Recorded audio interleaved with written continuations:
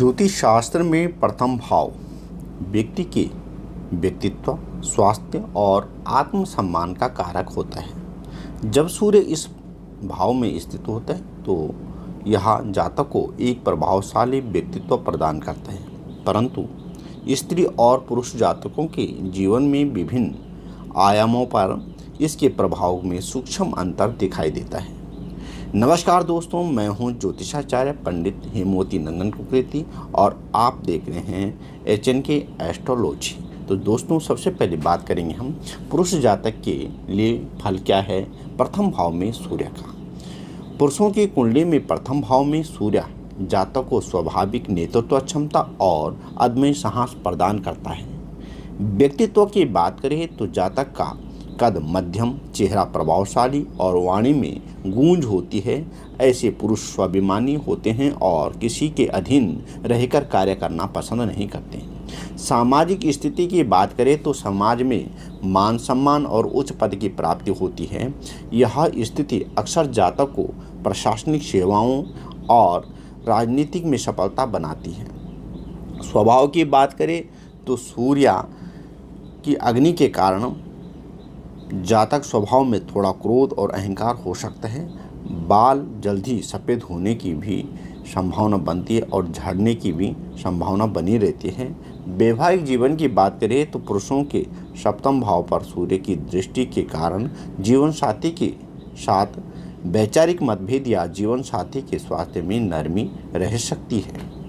अब बात करते हैं स्त्री जातक के लिए फल की प्रथम भाव में स्त्री जातक के लिए सूर्य का क्या फल रहता है। स्त्रियों की कुंडली में प्रथम भाव में सूर्य उन्हें एक स्वतंत्र और स्वावलंबी पहचान देता है जो पारंपरिक सांचे से हटकर हो सकती है। व्यक्तित्व की बात करें तो स्त्री जातक का व्यक्तित्व आकर्षक और तेजस्वी होता है।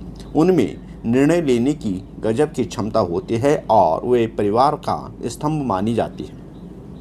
स्वास्थ्य की बात करें तो सूर्य की गर्मी के कारण पित्त संबंधी समस्याएं, सिरदर्द एवं आंखों की कमजोरी हो सकती हैं। शारीरिक रूप से ऐसी स्त्रियां काफ़ी सक्रिय रहती हैं।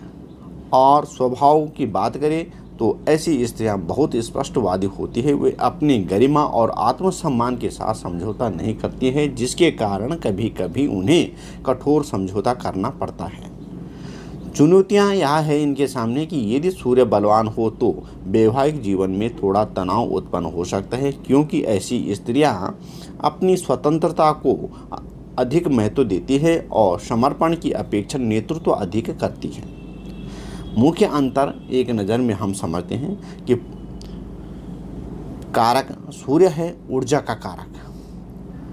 पुरुष का जब प्रथम भाव में सूर्य होता है तो वहाँ बाह्य जगत में प्रभुत्व और सत्ता देता है, और स्त्री के यदि प्रथम भाव में सूर्य होता है तो परिवार और कार्य क्षेत्र में अनुशासन और स्पष्टता देता है।